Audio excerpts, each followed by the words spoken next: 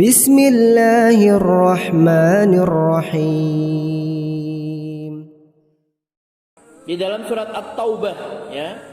Surat At-Taubah ayat 51. Allah berfirman, "Qul la yusibana illa ma kataballahu lana." Katakanlah, sekali-kali tidak akan menimpa kami melainkan apa yang telah ditetapkan Allah untuk kami. Huwa maulana, dia adalah pelindung kami. Dia, Allah, adalah pelindung kami. Wa 'alallahi falyatawakkalul mu'minun. Dan hanya kepada Allah lah orang-orang yang beriman itu harus bertawakal. Bertawakal itu bersandar, ya, berserah diri kepada Allah Subhanahu wa taala, ya. Jadi ayat ini dibaca oleh Imam Ahmad bin Hanbal rahimahullah ketika beliau ini dipenjara 3 kekhalifahan. Pada saat itu beliau menentang apa? Al-Quran itu adalah makhluk saat itu, fitnah khalqil Quran. Beliau mengatakan, dan ini menjadi akidah Ahlussunnah wal Jamaah, Al-Quran itu adalah kalamullah, firman Allah. Dan firman Allah itu bukan makhluk. Siapa yang mengatakan Al-Quran itu makhluk, maka sungguh dia telah kafir. Itu kata Imam Ahmad. Nah, penguasanya pada saat itu, kekhalifahannya itu adalah apa? Terpengaruh oleh faham Mu'tazilah yang meyakini Quran itu adalah makhluk. Kalau Quran ini Pak, yang di mushaf ini adalah makhluk, ya. Mushaf, lembaran kertas, ya, lembaran-lembaran ada tulisan ayat-ayat, ada tintanya, ada sampul, itu makhluk. Tapi kalau firman Allah, Bismillahirrahmanirrahim. Bismillahirrahmanirrahim ini firman Allah, bukan makhluk, kata Imam Bukhari, ya.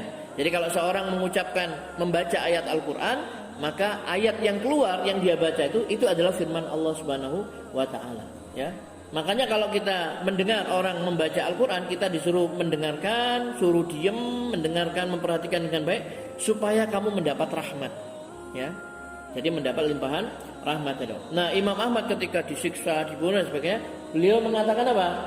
Qul la yusibana illa ma kataballahu lana. Katakan, sekali-kali tidak akan menimpa kami melainkan apa yang telah ditetapkan Allah untuk kami. Huwa maulana, dia adalah pelindung kami. Wa 'alallahi falyatawakkalul mu'minun. Dan hanya kepada Allah lah orang-orang beriman itu harus bertawakal, ya. Jadi bertawakal itu kepada yang maha kuat, yaitu Allah Subhanahu wa taala, ya. Makanya siapa yang menganggap, ya, ada yang lebih kuat daripada Allah Subhanahu wa taala, itu berarti dia belum mengenal Allah Subhanahu wa taala, ya. Ya, begitu.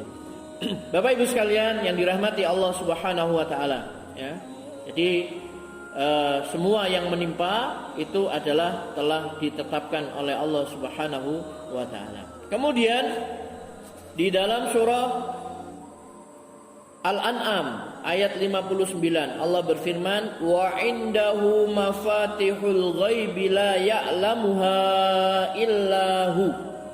Dan pada sisi Allah lah kunci-kunci semua yang gaib, tidak ada yang mengetahuinya kecuali Dia sendiri, yaitu Allah Subhanahu wa taala.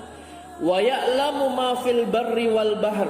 Dan dia mengetahui apa yang di daratan dan di lautan. Wa ma tasqutu min waraqatin illa ya'lamuha. Dan tidak ada sehelai daun pun yang gugur melainkan dia mengetahuinya pula. Wala habbatin fi dhulumatil ardi wala radbin wala yabisin illa fi kitabim mubin. Dan tidak jatuh sebutir biji pun di dalam kegelapan bumi, dan tidaklah sesuatu yang basah ataupun yang kering melainkan tertulis di dalam kitab yang nyata, yaitu Lauh Mahfuz, ya. Jadi pada sisi Allah lah kunci-kunci semua yang gaib. Tidak ada yang mengetahuinya kecuali diri sendiri. Dia sendiri yang mengetahui, ya. Dan dia mengetahui apa yang ada di daratan dan di lautan. Dan tiada sehelai daun pun yang gugur melainkan dia mengetahuinya. Dan tidak jatuh sebutir biji pun dalam kegelapan bumi. Dan tidak sesuatu yang basah atau yang kering melainkan tertulis di dalam kitab yang nyata, Lauh Mahfuz, ya. Jadi semuanya sudah tertulis. Kenapa? Allah Subhanahu wa taala itu memiliki sifat apa? Al-alim, maha mengetahui, dan ilmunya Allah itu meliputi segala sesuatu. Jadi meliputi segala sesuatu berarti tidak ada sesuatu pun yang tidak diketahui oleh Allah Subhanahu wa taala. Ya, tidak ada. Dan Allah Subhanahu wa taala itu tahunya, sifat alimnya itu tidak diawali dari ketidaktahuan. Kalau panjenengan kan bisa baca, pinter moco, tadinya kan tidak bisa. Kemudian belajar membaca, kemudian bisa membaca. Semua kita dari tidak tahu, tidak bisa, kemudian menjadi bisa. Tapi Allah Subhanahu wa taala ini adalah sejak zaman azali dia sudah memiliki sifat al-alim, maha mengetahui. Dan sifat ilmunya Allah Subhanahu wa taala itu, Allah itu mengetahui segala sesuatu yang sudah terjadi, yang sedang terjadi, dan yang akan terjadi. Semuanya diketahui oleh Allah Subhanahu wa taala. Baik yang global, secara global, umum, ataupun secara terperinci. Ya. Jadi kalau kita Pak, jenengan kalau saya tanya siapa yang paling pinter wis, tak tanya misalkan. Tadi pagi panjenengan ngomong apa? Apa saja yang dia lupa sudah. Ya, enggak usah kemarin, lusa. Tadi pagi sampai bangun tidur apa yang diucapkan? Ya kan? Lupa sudah. Tadi pagi berbuat apa wis lali. Ya. Kalau Allah ini yang sudah terjadi, yang sedang terjadi, yang akan terjadi, semuanya diketahui oleh Allah Subhanahu wa taala. Jadi tidak ada sesuatu yang tidak diketahui oleh Allah Subhanahu wa taala. Kenapa? Karena ilmunya Allah Subhanahu wa taala itu meliputi segala sesuatu. Ya. Baik, Bapak Ibu sekalian yang dirahmati Allah Subhanahu wa taala. Kemudian yang berikutnya dari hadis-hadis Nabi sallallahu alaihi wasallam, ya. Itu tadi beberapa ayat di dalam Al-Qur'an yang menunjukkan bahwasanya segala sesuatu itu telah ditetapkan oleh Allah, ya. Itu landasan kita beriman kepada qada dan qadarnya Allah Subhanahu wa taala. Kemudian di dalam hadis, ya, di sini di dalam riwayat Muslim, ya, Rasulullah sallallahu alaihi wasallam bersabda, sesungguhnya, ya, seorang manusia itu dimulai diciptakan di dalam perut ibunya. Setelah diproses selama 40 hari berupa nutfah. Kemudian menjadi segumpal darah, ya. Kemudian menjadi segumpal daging pada 40 hari berikutnya.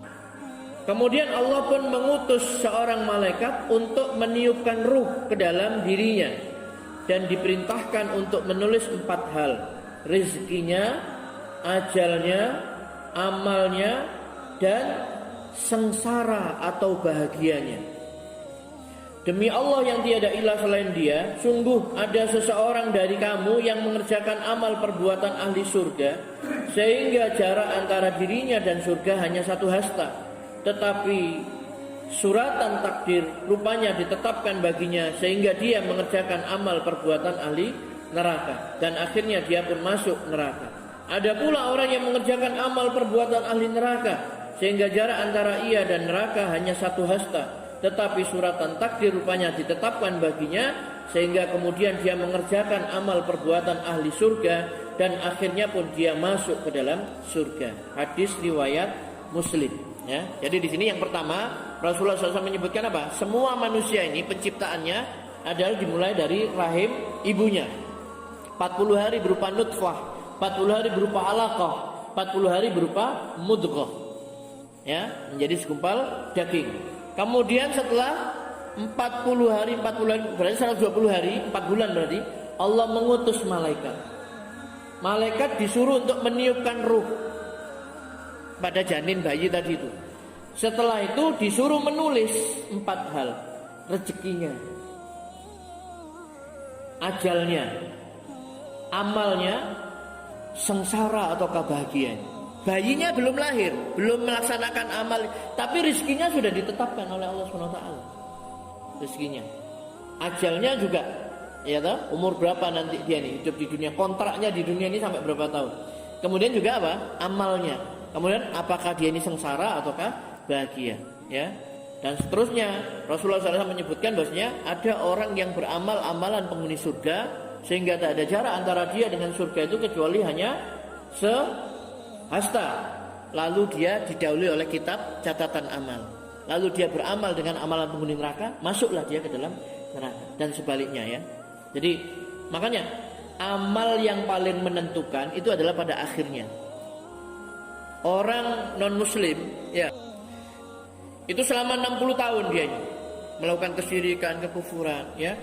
Kemudian di usia 60 tahun dia mengucapkan 2 kalimat syahadat. Sekarang mengucapkan 2 kalimat syahadat, besok meninggal dunia. Ya Pak ya. Jadi 60 tahun dia melakukan kekufuran, kemudian dia meninggal dunia. Maka seluruh dosa-dosanya itu diampuni oleh Allah Subhanahu wa taala dan dia termasuk orang yang husnul khatimah. Sebaliknya ada seorang ustadz misalkan ya, selama bertahun-tahun dia ini puluhan tahun, kemudian di akhir hayatnya dia ini murtad, kufur. Kemudian besoknya sudah meninggal dunia, maka dia su'ul khatimah. Nah, ini yang kita selalu minta kepada Allah agar kita ini dimatikan dalam keadaan husnul khatimah. Kita minta sebaik-baik amal kita adalah pada penutupannya nanti, pada akhirnya. Yaitu akhir hayat kita bisa mengucapkan kalimat la ilaha illallah. Dah, selamat sudah. Kalau misalkan dia mati, dia mengucapkan la ilaha illallah, surga kata Rasulullah SAW. Man akhiru kalamihi la ilaha illallah dakhalal jannah. Siapa yang akhir ucapannya la ilaha illallah, dia akan masuk surga.